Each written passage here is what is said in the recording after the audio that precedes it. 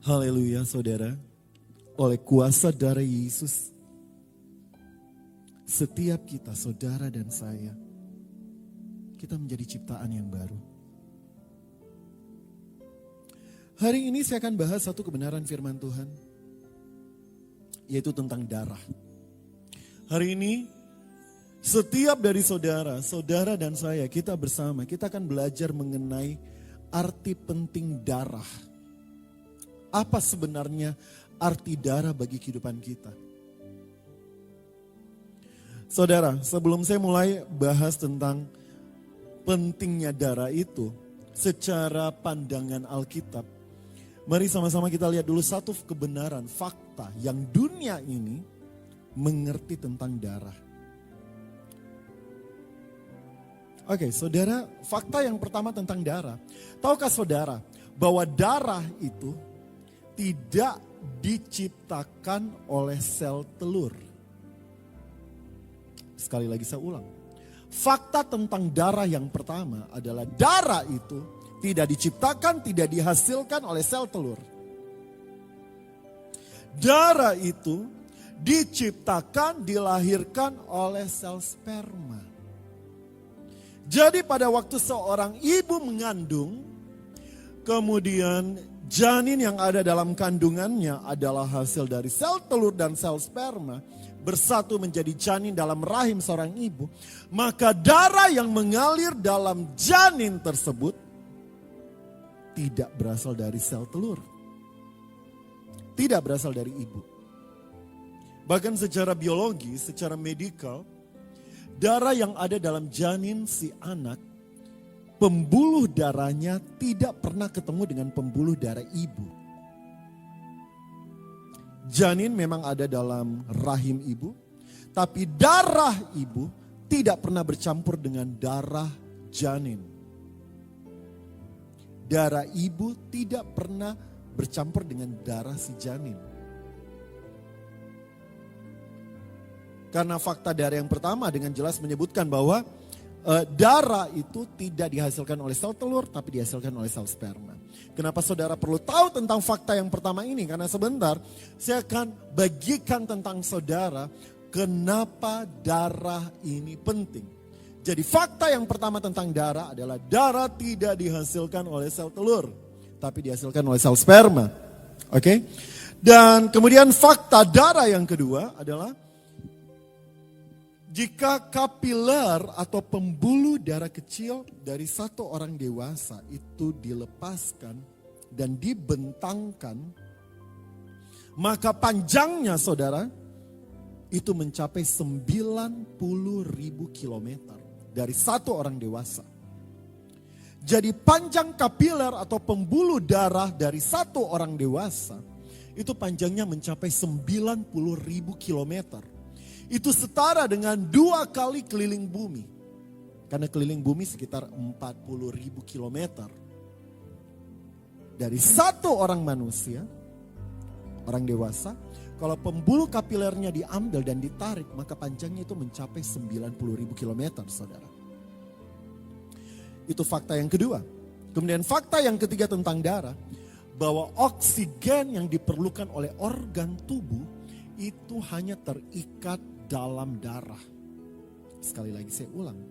Oksigen yang diperlukan oleh tubuh itu terikat dalam darah.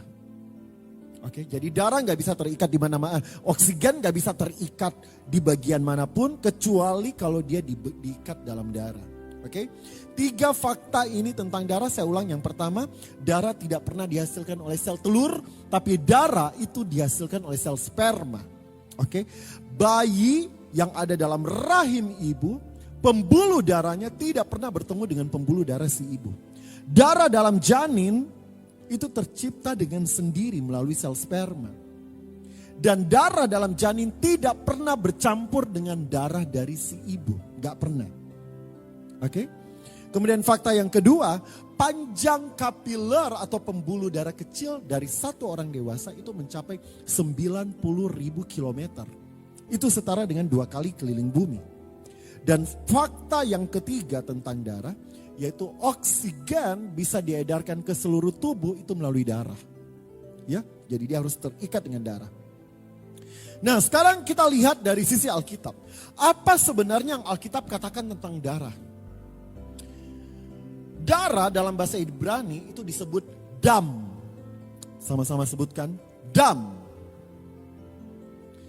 Dam ini atau darah ini di Alkitab ditentukan dan disediakan oleh Allah.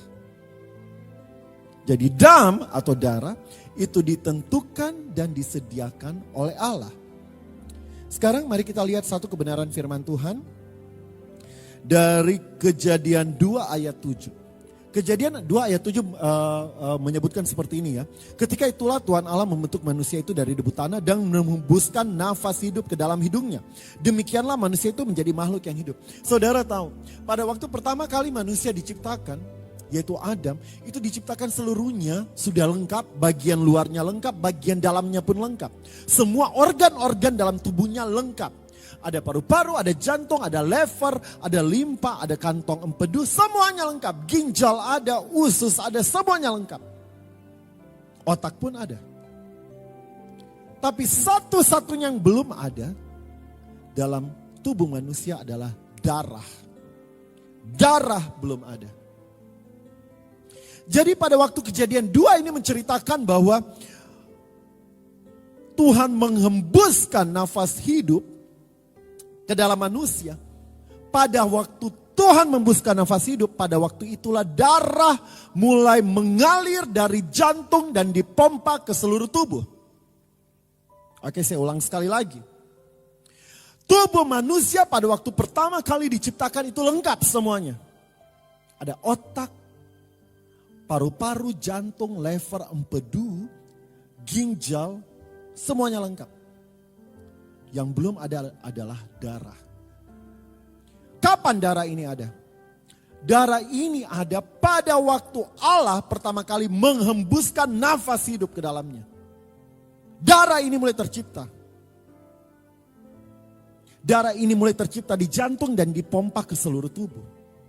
Saudara tahu, darah inilah yang dimaksud Tuhan dengan kata nafas hidup. Nafas hidup dalam bahasa Ibrani itu namanya nezama. Nezama. Nezama ini berarti roh. Roh. Jadi pada waktu Adam pertama kali diciptakan dari debu tanah dan Tuhan menghembuskan nafas hidup ke dalamnya, maka roh Allah masuk. Dalam darah manusia yang mengalir pertama kali, dalam darah itu mengalir roh Allah. Nezama, nezama, nezama, roh Allah. Itulah sebabnya manusia pertama itu disebut manusia ilahi. Kenapa disebut manusia ilahi? Karena manusia pertamanya dalam darahnya mengalir nezama, yaitu roh Allah. Nezama, roh Allah. Manusia ilahi. Manusia yang tidak akan pernah tua. Manusia yang tidak akan pernah mati. Manusia ilahi. Karena dalam darahnya ada roh Allah, yaitu nezama. Nah, sekarang kita lanjut. Apa arti penting darah menurut Alkitab? Kita lihat bersama-sama ya. Arti penting darah menurut Alkitab yang pertama adalah, kita buka di Imamat 17 ayatnya yang ke-14. Imamat 17 ayatnya yang ke-14 berkata seperti ini, saudara, dengarkan baik-baik. Karena darah itulah nyawa segala makhluk. Sebab itu aku telah berfirman kepada orang Israel, darah makhluk apapun janganlah kamu makan. Karena darah itulah nyawa segala makhluk. Setiap orang yang memakannya haruslah dilenyapkan. Saudara, Alkitab dengan jelas menulis, dalam darah ada nyawa. Itulah sebabnya kenapa tadi dijelaskan bahwa dalam darah ada nezama, roh Allah yang hidup, ada nezama. Karena firman Tuhan dengan jelas bilang, dalam darah ada nyawa. Tapi bukan berarti kalau saudara kecelakaan dan darah saudara keluar berarti nyawa saudara keluar tinggal setengah. No, it's not about it. Bukan itu maksudnya. Ya. Tapi saudara harus tahu bahwa Alkitab dengan jelas menyebutkan bahwa yang pertama dalam darah ada kehidupan. Karena Imamat 17 ayat 14 dengan jelas menyebutkan dalam darah ada nyawa. Ada nyawa di dalam darah. Makanya darah itu sakral di mata Tuhan. Karena nyawa adalah milik Tuhan. Nyawa itu milik Tuhan. Makanya karena dalam darah ada nyawa, makanya darah itu sakral di mata Tuhan. Yang kedua, apa yang Alkitab katakan tentang darah? Keluaran 29 ayat 20 sampai ayatnya yang ketiga sampai 21 ya. Keluaran 29 ayat 20 sampai ayatnya yang ke-21 berbunyi seperti ini. Haruslah kau sembelih domba jantan itu, kau ambil sedikit dari darahnya dan kau bubuhkan pada cuping telinga kanan Harun dan pada cuping telinga kanan anaknya, pada ibu jari tangan dan seterusnya dan seterusnya. Kemudian 21 berkata seperti ini, haruslah kau ambil sedikit dari darah yang ada di atas mezbah dan dari minyak urapan itu dan kau percikkan kepada Harun dan kepada pakaiannya. Maka ia akan kudus. Ia akan kudus. Bahkan kalau kita loncat di ayatnya yang ke-36, ayat 36 berbicara seperti ini ya. Wait. Tiap-tiap hari engkau harus mengolah seekor lembu jantan menjadi korban penghapus dosa untuk mengadakan perdamaian dan haruslah kau sucikan mezbah itu dengan mengadakan perdamaian baginya. Haruslah engkau mengurapinya untuk menguduskannya. Arti darah yang kedua menurut Alkitab adalah menguduskan. Darah itu dipakai untuk menguduskan. Kalau saudara baca di Keluaran, darah itu dipakai untuk menguduskan para imam. Makanya darah harus diambil dan dipercikan kepada cuping telinga kiri, cuping telinga kanan. Dan semua ritual yang dilakukan oleh bangsa Israel itu menggunakan darah. Karena darah dimaksudkan untuk menguduskan. Sekarang kita masuk yang ketiga. Apa arti darah yang dikatakan oleh Alkitab? Alkitab menyebutkan bahwa arti darah adalah sebagai pendamaian. Imamat 17 ayat ke-11 berkata seperti ini saudara. Karena nyawa makhluk ada di dalam darahnya. Bayangkan diulang sekali lagi ya. Karena nyawa makhluk ada di dalam darahnya. Dan aku telah memberikan darah itu kepadamu di atas mezbah untuk mengadakan pendamaian bagi nyawamu. Karena darah mengadakan pendamaian dengan perantaraan nyawa. Darah disebutkan Alkitab sebagai media pendamaian. Yang ketiga, ya. Jadi yang pertama dalam darah ada kehidupan. Yang kedua darah itu digunakan untuk pengudusan. Yang ketiga darah itu adalah lambang pendamaian. Tanpa darah tidak ada pendamaian. Dan yang keempat, darah itu adalah materai perjanjian. Saudara, di Keluaran 24, hari ini saya akan membuka banyak kebenaran firman Tuhan. Kenapa saudara? Karena saudara perlu tahu kebenaran. Kalau saudara nggak tahu tentang kebenaran, maka saudara akan mudah diombang-ambingkan oleh rupa-rupa pengajaran yang ada di dunia ini. Keluaran 24 ayat 3. Ayat 3 sampai ayat 8 nanti saudara bisa baca di rumah ya. Keluaran 24 ayat 3 sampai 8 menyebutkan bagaimana Musa telah menerima perjanjian dari Allah dan Allah memerintahkan kepada Musa untuk menggunakan darah sebagai materai tentang perjanjian. Dan saya akan loncat langsung ke ayat ke-8 aja ya. Keluaran 24 ayat ke-8. Nanti saudara bisa baca di rumah dari Keluaran 24 ayat 3 sampai 8. Saya akan langsung masuk ke ayat ke-8. Kemudian Musa mengambil darah itu setelah Musa menyebutkan tentang isi perjanjian antara bangsa Israel dengan Allah ya. Jadi di ayat 8 dikatakan kemudian Musa mengambil darah itu dan menyiramkannya pada bangsa itu serta berkata, inilah darah perjanjian yang diadakan Tuhan dengan kamu berdasarkan segala firman ini. Berarti sebelumnya semua firman-firman itu telah Musa sampaikan kepada bangsa. Setelah selesai, baru Musa bilang, inilah darah perjanjian yang diadakan Tuhan dengan kamu berdasarkan segala firman ini. Jadi arti darah yang keempat menurut Alkitab adalah darah adalah materai perjanjian. Sekarang kita, kalian saya udah ajarkan tentang arti penting darah menurut biologi. Kemudian kita udah masuk di arti penting darah menurut Alkitab. Sekarang saya akan masuk ke isi khotbah yang sebenarnya. Saudara, jauh sebelum dunia ini diciptakan, pada waktu iblis sudah jatuh ke dalam dosa dan iblis menyeret sepertiga dari para malaikat surga untuk mengikuti dia, maka ada satu kontrak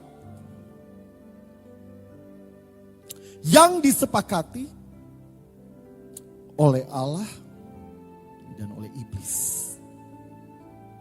Saya ulang sekali lagi. Ada satu kontrak yang disepakati oleh Allah dan oleh iblis. Dan kontrak itu adalah kontrak darah. Sebagai halnya sebuah kontrak, selalu ada isi klausa-klausa di dalamnya. Demikian juga dengan kontrak darah. Dalam kontrak darah ada isi klausa yang disepakati baik oleh Allah maupun oleh iblis. Isi klausa yang pertama, Yohanes 8 ayat 34. Setiap orang yang berbuat dosa adalah hamba dosa. Setiap orang yang berbuat dosa adalah hamba dosa. Itu katanya masih terlalu halus. Kalau saya mau katakan seperti ini menurut bahasa saya. Setiap orang yang berbuat dosa adalah budak dari dosa. Itu isi klausa yang pertama. Artinya kalau saudara berbuat dosa, sorry to say, saudara menjadi milik dari dosa. Dosa mau seret saudara kemana, saudara ikut. Dosa mau membuat saudara naik, saudara naik. Dosa mau membuat saudara turun. Dosa mau membuat saudara ke kanan, saudara ke kanan. Dosa membuat saudara ke kiri, saudara ke kiri. Karena dosa, siapa yang berbuat dosa, dia adalah hamba dosa. Diperbudak oleh dosa. Mau tidak mau, suka tidak suka, siap tidak siap. Jika saudara berdosa, saudara akan dirantai oleh dosa dan dibawa kemanapun dosa itu mau. Isi klausa yang kedua, Roma 6 ayat 23 berkata, sebab upah dosa adalah maut. Artinya, siapa yang berbuat dosa, dia pertama menjadi milik iblis. Karena barang siapa berbuat dosa, Yohanes tadi katakan, siapa yang berbuat dosa, dia adalah hamba dosa. Jadi siapa yang berbuat dosa, dia menjadi milik iblis. Dan klausa kedua berkata, sebab upah dosa adalah maut. Artinya siapa yang berbuat dosa, dia harus mati. Harus mati. Selesai, titik. Karena upah dosa adalah maut. Upah dosa adalah maut. Itu isi klausa yang kedua dari kontrak darah. Dan isi klausa yang ketiga dari kontrak darah ini adalah Ibrani 9 ayat 22. Tanpa penumpahan darah tidak ada pengampunan. Tanpa penumpahan darah tidak ada pengampunan. Saya ulang sekali lagi. Ada 3 klausa dalam kontrak darah. Dan memang benar, isi pesan firman Tuhan hari ini adalah kontrak darah. Klausa yang pertama menyebutkan siapa yang berbuat dosa, dia menjadi hamba dosa, milik iblis, milik saudara. Artinya kalau milik, saudara nggak punya hak dengan hidup saudara. Iblis yang punya hak.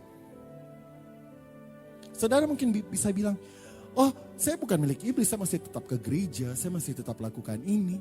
Tapi kalau saudara masih berbuat dosa, so sorry to say, saudara menjadi miliknya iblis.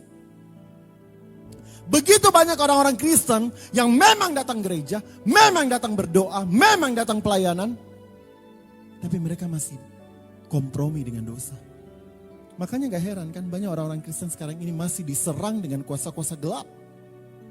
Karena kenapa? Setiap orang yang berbuat dosa miliknya iblis. Suka gak suka, mau gak mau, siap gak siap. Saudara miliknya iblis. Beberapa dari saudara diserang dengan mimpi-mimpi buruk pada waktu malam. Karena suka gak suka, pada waktu saudara berbuat dosa, saudara jadi miliknya iblis. Iblis bisa seenak hatinya mengocoh hidup saudara. Karena saudara milik. Kolose ini dengan jelas berkata, siapa berbuat dosa, dia milik iblis. Hambanya iblis. Hambanya dosa. Yang saudara akan ditarik kemanapun iblis mau. Saya beberapa kali pelayanan orang-orang Kristen yang diganggu dengan kuasa-kuasa gelap. Mereka orang Kristen. Tapi somehow kuasa gelap bisa sampai ke rumah mereka. Kuasa gelap bisa sampai ke tempat tidur mereka. Kuasa gelap bisa sampai ke tubuh mereka. Kenapa? Karena klausa kontrak darah ini jelas. Siapa yang berbuat dosa, dia jadi miliknya iblis. Hamba dosa. Dan klausa yang kedua menyebutkan, upah dosa adalah maut. Artinya kalau saudara berdosa, saudara pasti mati. Pasti. Bukan mungkin, tapi pasti mati. Isi klausa yang ketiga dengan jelas berkata seperti ini. Tanpa penumpahan darah, tidak ada pengampunan. Tanpa penumpahan darah, sama sekali tidak ada pengampunan. Itulah sebabnya kalau saudara ingat kembali di Adam dan Hawa yang pertama kali datang, yang pertama kali diciptakan oleh Allah di Taman Eden. Kalau saudara ingat baik-baik, Tuhan berfirman kepada Adam dan Hawa seperti ini. Semua pohon dalam taman ini boleh kamu makan, kecuali satu pohon yang ada di tengah taman ini. Karena pada hari engkau memakannya, pastilah engkau mati. Pertanyaannya, pada waktu manusia memakan buah pohon itu, apakah mereka mati?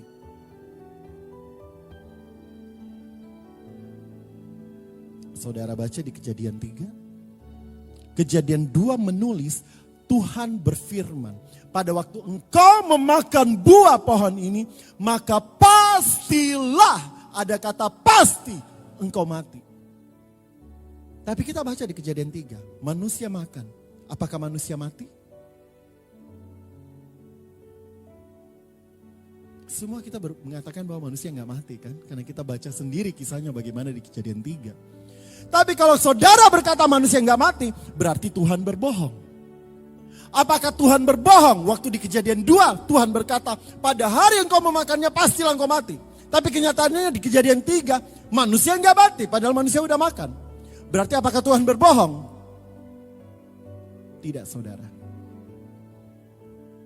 Berapa dari saudara yang tahu siapa yang pertama kali melakukan pembunuhan di Alkitab?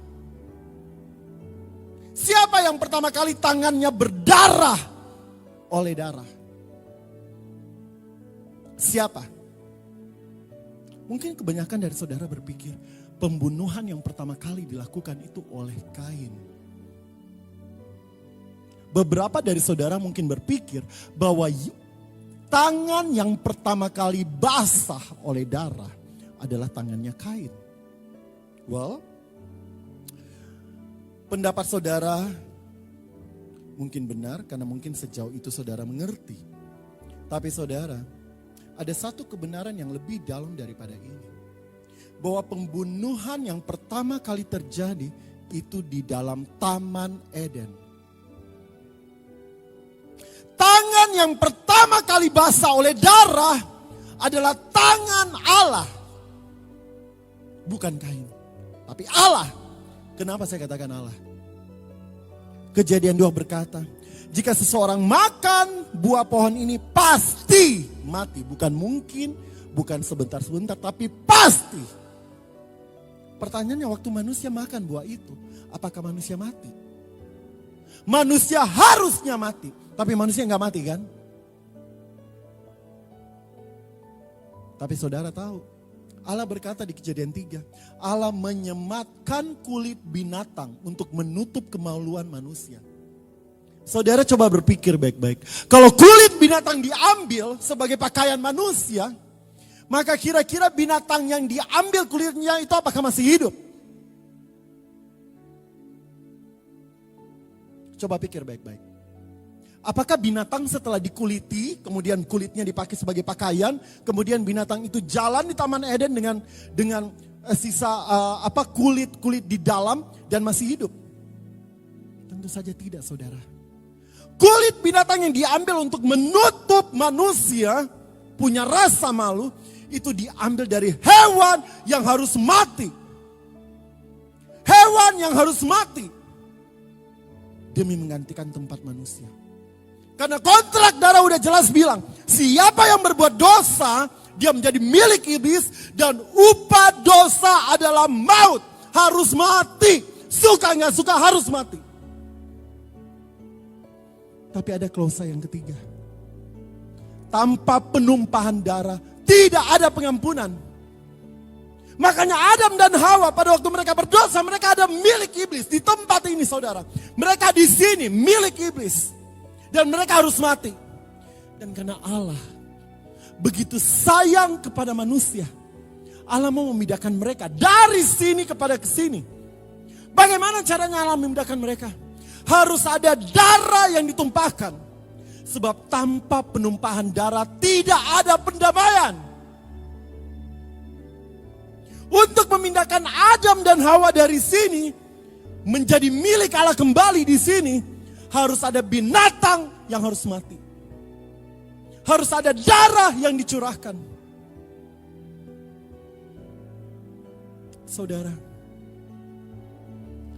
Adam dan Hawa tidak mati karena Allah membasahi tangannya dengan darah.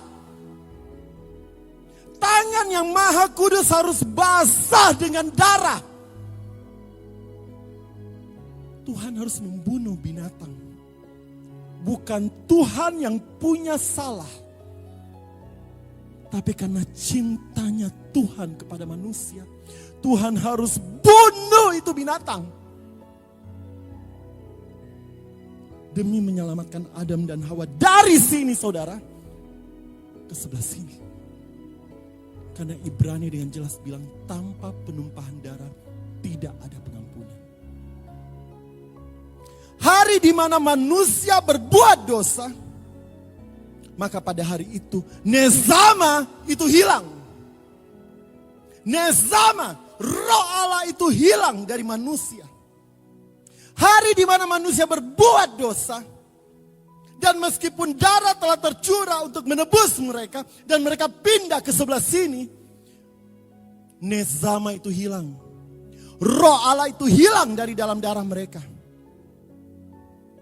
Sehingga manusia ilahi yang pertama diciptakan oleh Allah berubah menjadi manusia fana.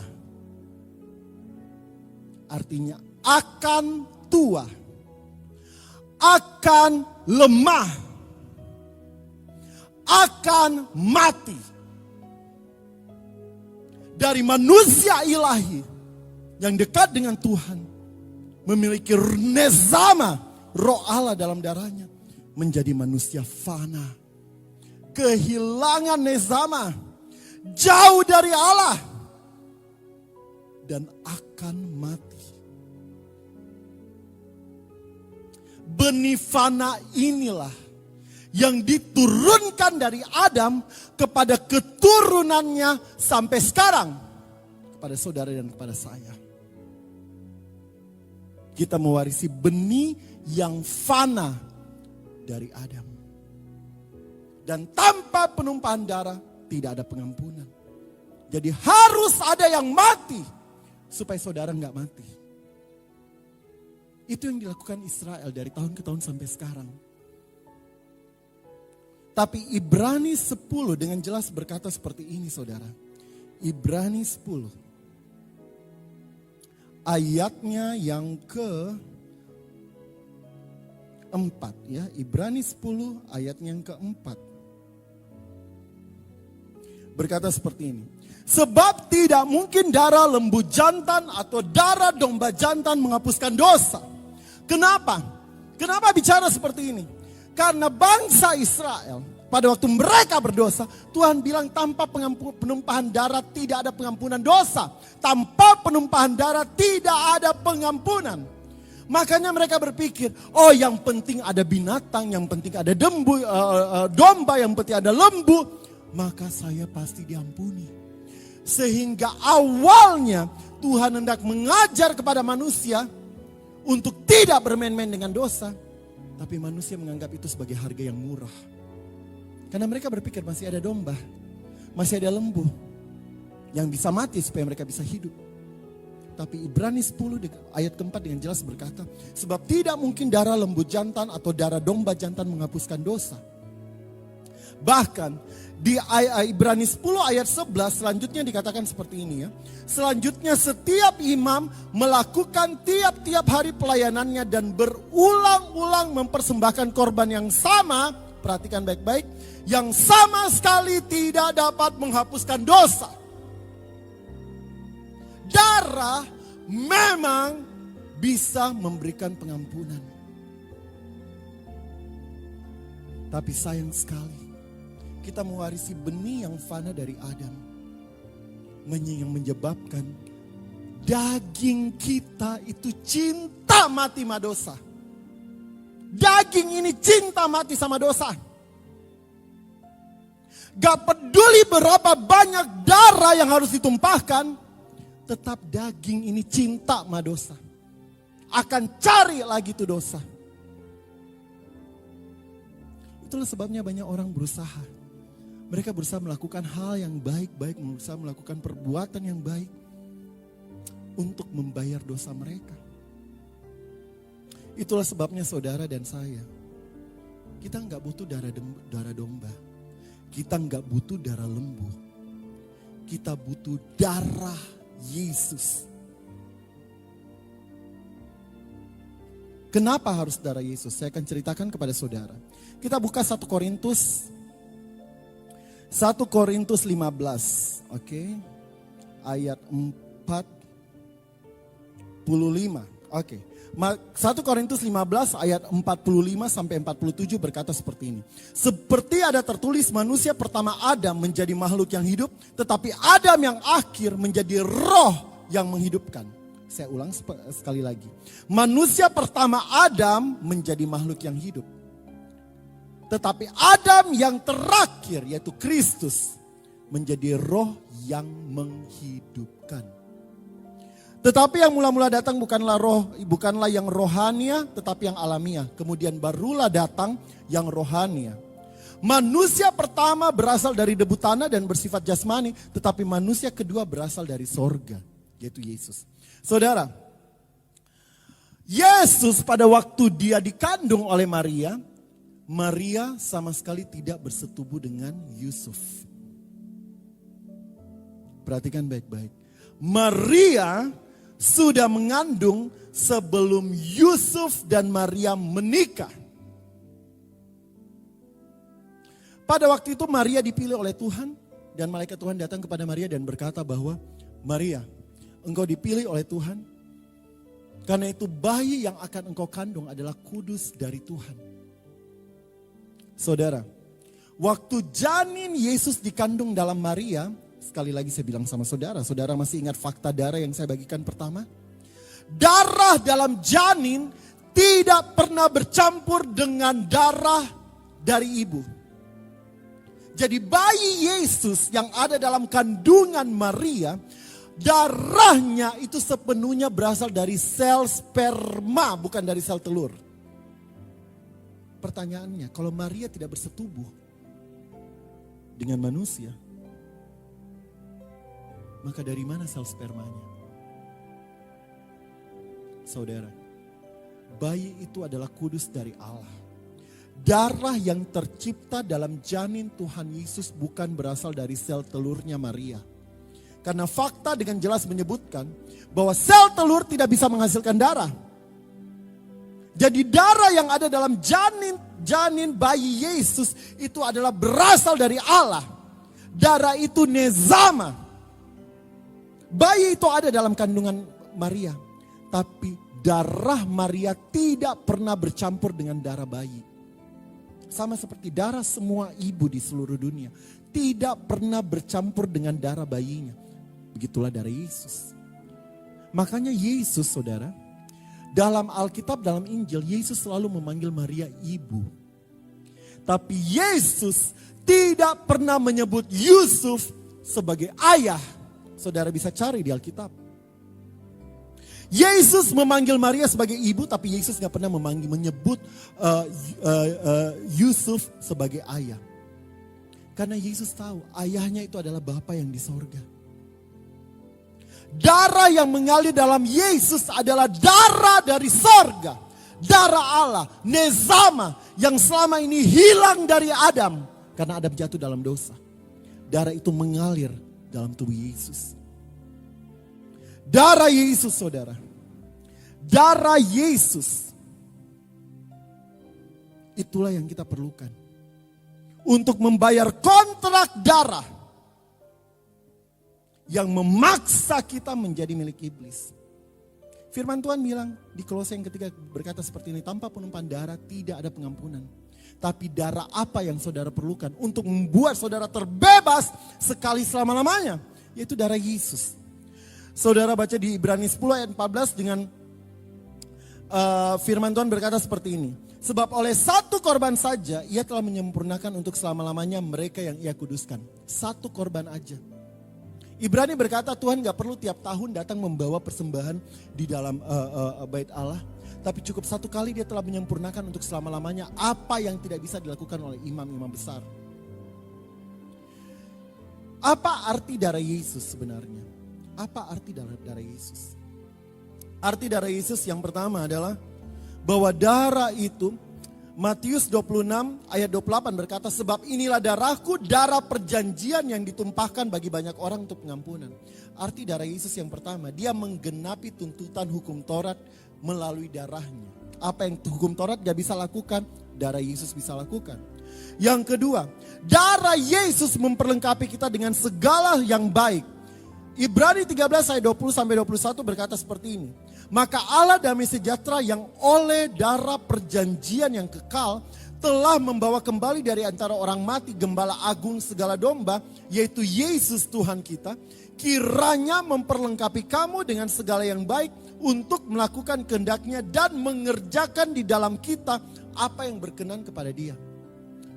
Saudara, darah yang pertama, darah Kristus itu menggenapi tuntutan hukum Taurat. Yang kedua, darah Kristus itu memperlengkapi kita dengan segala sesuatu yang baik. Apa yang tidak bisa engkau lakukan? Firman Tuhan katakan, Dia mengerjakan di dalam kita apa yang berkenan kepadanya. Dan yang ketiga, darah Kristus berbicara tentang cara hidup yang baru. 1 Petrus 1 ayat 18-19 berkata seperti ini. Sebab kamu tahu bahwa kamu telah ditebus dari cara hidupmu yang sia-sia yang kamu warisi dari nenek moyangmu. Itu bukan dengan barang yang fana, bukan pula dengan perak atau emas, melainkan dengan darah yang mahal, yaitu darah Kristus yang sama dengan seperti darah anak domba yang tak bernoda dan tak bercacat. Saudara, darah Kristus berbicara tentang hidup yang baru. Jadi kalau saudara sekarang berkata saudara orang Kristen, tapi saudara tidak memiliki cara hidup yang baru. Saudara sedang mengatakan kepada dunia bahwa saudara masih milik iblis. Kenapa? Karena firman Tuhan sudah jelas berkata, siapa yang berbuat dosa, dia menjadi hamba dosa. Gak peduli saudara punya titel apa dalam pelayanan. Gak peduli saudara sudah berapa lama dalam pelayanan. Gak peduli saudara tahu isi Alkitab luar dan dalam. Tapi setiap orang yang berbuat dosa, dia menjadi hamba dosa. Dan upah dosa adalah maut. Tanpa penumpahan darah tidak ada pengampunan. 1 Korintus 6 ayat 20 berkata seperti ini. Sebab kamu telah dibeli dan harganya telah lunas dibayar. Karena itu muliakanlah Allah dengan tubuhmu. Anak-anak muda, orang-orang tua. Dengarkan baik-baik. Tuhan bilang muliakan Allah dengan tubuhmu. Tubuh bukan cuma hati. Artinya tangan ini miliknya Tuhan. Jangan pakai ini tangan untuk saudara punya kepentingan. Karena firman Tuhan bilang, saya udah beli ini tangan. Saya udah beli ini kaki. Saya udah beli ini tubuh. Saya udah beli ini kepala. Artinya apa? Seluruh tubuh saudara itu milik Tuhan. Makanya pakai untuk memuliakan nama Tuhan. Tapi kalau saudara berkata saya orang Kristen, tapi saya masih mau memakai tubuh saya untuk keinginan saya mau pakai segala yang ada dalam hidup saya untuk keinginan saya sendiri, maka saudara sedang berkata kepada dunia, saya bukan milik Kristus, saya miliknya si iblis. Kita melihat kepada kontrak darah ini dan melihat bahwa sungguh mahal darah Yesus yang tercurah bagi saudara dan bagi saya. Darah itu tercurah supaya kita bisa hidup memuliakan nama Tuhan. Oleh karenanya, saya mengajak setiap saudara, mari kita perbaharui komitmen kita sekali lagi. Sebelum kita mengakhiri 2020 ini saudara, mari kita membuat satu komitmen yang baru. Bahwa Tuhan, kalau selama ini saya menganggap sepi darah-Mu yang tercurah bagiku, mulai hari ini ke depan, saya mau darah Kristus menjadi satu-satunya darah yang mahal dalam hidupku. Mari kita satu di dalam doa. Bapa, di dalam nama Tuhan Yesus, Engkau Allah yang luar biasa mengasihi kami. Engkau bisa saja membiarkan kami mati dalam dosa-dosa kami. Sewaktu kami memusuhi Engkau dalam hati dan pikiran kami yang nyata dalam perbuatan kami. Tapi Tuhan, Engkau tidak meninggalkan kami. Engkau memilih mengorbankan anak-Mu yang Engkau kasihi. Sehingga darahnya tercurah bagi kami. Untuk memerdekakan kami dari setiap kontrak-kontrak darah yang membelenggu kami, yang mengikat kami, yang memaksa kami untuk berbuah bagi maut. Bapakku berdoa di dalam nama Tuhan Yesus, pada hari ini, jika ada mereka Tuhan, tanpa mereka sadar, mereka terikat oleh kontrak darah yang dilakukan oleh ayah ibu mereka, atau opa oma mereka, atau buyut mereka. Sehingga tanpa mereka sadar, hidup mereka terbelenggu dengan dosa. Dan mereka sering diserang oleh kuasa-kuasa gelap. Bapakku berdoa di dalam nama Tuhan Yesus. Biar darah Yesus Kristus, darah-Mu tercurah.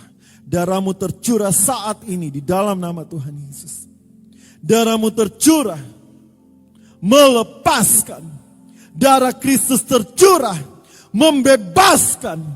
Darah Kristus tercurah, membayar lunas setiap dosa kami dan menyelesaikan setiap kontrak-kontrak darah yang tanpa sadar telah kami warisi dalam hidup kami. Bapakku berdoa di dalam nama Tuhan Yesus, bawa kami Tuhan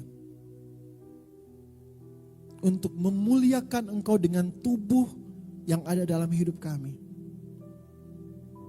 Memuliakan Engkau dengan tangan kami, kaki kami, kepala kami, talenta kami, karunia kami. Sebab firman Tuhan jelas, Engkau telah membeli kami dengan harga yang lunas. Karena itu kami mau memuliakan Engkau dengan tubuh kami. Thank you Jesus, thank you God, thank you Holy Spirit. Roh Kudus hamba-Mu telah selesai. Tapi biar Roh Kudus Tuhan mensingkapkan segala sesuatu yang tersembunyi, yang terselubung. Dari hari ke hari semakin jelas bahwa darah Yesus satu-satunya darah yang membebaskan, menguduskan, dan menghidupkan. Oleh kuasa darah-Mu, Kau telah tebus dosaku. Kekudusan-Mu melingkupiku. Kasih-Mu mengalir, memulihkan hidupku. Sungguh besar anugerah-Mu, Kau selamatkan hidupku.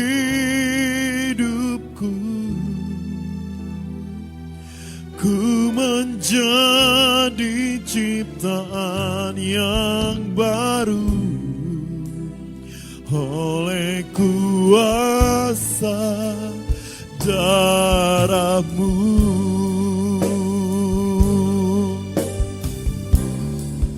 Oleh kuasa darah-Mu, Kau telah tebus dosaku. Kekudusan-Mu melingkupiku. Kasih-Mu mengalir, memulihkan hidupku.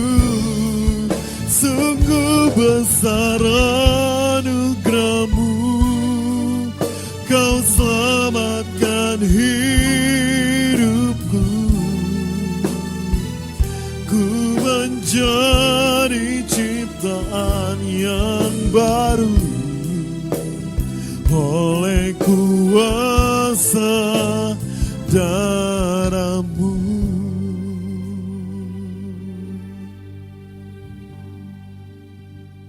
Thank you Jesus, thank you God, thank you Holy Spirit. Hanya oleh kuasa darah Engkau saja Tuhan. Setiap kami telah ditebus. Setiap kami telah dibeli. Dan sekarang hidup kami bukan milik kami lagi. Hidup ini, diri ini, sepenuhnya adalah milik Kristus. Pikiran kami Tuhan, kerinduan kami ya Allah, keinginan hati kami, cita-cita kami, imajinasi kami, mimpi-mimpi kami, pekerjaan kami, pendidikan kami, semuanya adalah milik Kristus. Ajar kami Tuhan untuk tidak memakai hidup kami untuk dunia ini.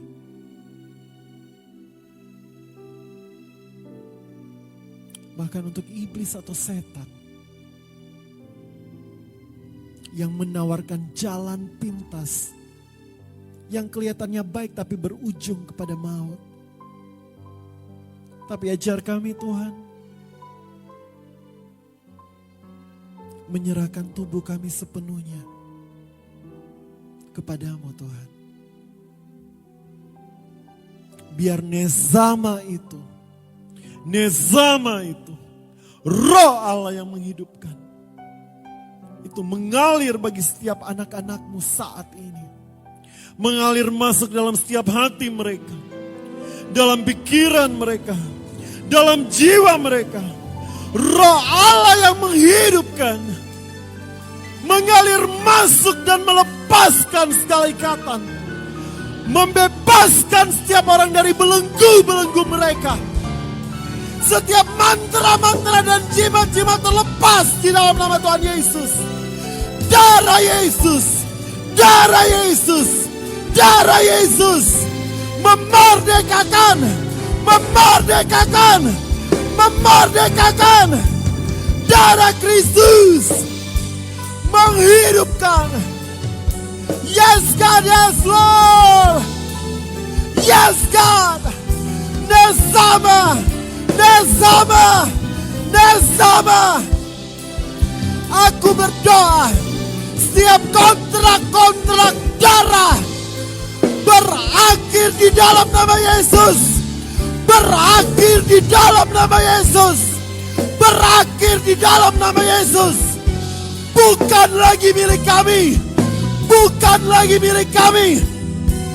Tapi kami sekarang adalah milik Yesus. Darah Kristus tercurah dalam hidup kami. Dari kepala kami, ke badan kami, sampai ke ujung kaki kami. Darah Kristus mengalir. Nezama itu mengalir. Thank you Jesus, thank you God, thank you Holy Spirit. Kami terima mujizat-Mu Tuhan. Kami terima perkara yang ajaib yang Tuhan kerjakan dalam setiap kehidupan kami. Dan mari anak-anak Tuhan yang luar biasa, angkat kedua tanganmu ke sorga. Mulai bersyukur bagi nama Tuhan. Naikkan ucapan syukurmu di hadapan Tuhan. Karena Nezama itu, Roh Allah yang hidup itu, telah memerdekakan engkau saat ini. Terima dengan imanmu. Terima kasih Allah, terima kasih Roh Kudus. Jadikan kami prajurit-prajurit Allah yang tangguh. Karena Nezama itu telah membebaskan kami, menghidupkan kami. Dan biar setiap kami Tuhan, mulai dari hari ini, kami keluar sebagai pemenang. Untuk setiap area dalam kehidupan kami. Kami tidak lagi diperbudak oleh dosa. Tapi kami keluar sebagai pemenang-pemenang Allah. Diberkati setiap kami. Diberkati setiap rumah tangga demi rumah tangga. Diberkati setiap keluarga demi keluarga. Diberkati setiap pernikahan demi pernikahan. Diberkati setiap pendidikan-pendidikan dari anak-anakmu. Diberkati setiap pekerjaan-pekerjaan mereka. Karena Nezama Allah telah mengalir masuk ke dalam hidup kami. Sehingga sekarang bukan hidup kami lagi menjadi milik kami. Tapi hidup kami menjadi milik Engkau. Diberkatilah engkau dalam seluruh area hidupmu. Biar kasih setia dari Allah Bapa Tuhan kita. Penyertaan dari Roh Kudus Tuhan. Dan darah yang mahal dari Yesus Kristus. Menjadi bagian hidupmu. Dari sekarang kekal sampai selama-lamanya. Terpujilah nama Tuhan Yesus dalam hidup kita. Dan terpujilah hidup kita untuk kemuliaan nama Tuhan Yesus. Dan setiap jemaat Tuhan yang telah diberkati, bersama-sama dengan iman kita katakan, amin. Sampai jumpa kembali dalam ibadah minggu depan. Tuhan Yesus menyertai saudara. Immanuel, Allah beserta denganmu. Haleluya. Amin.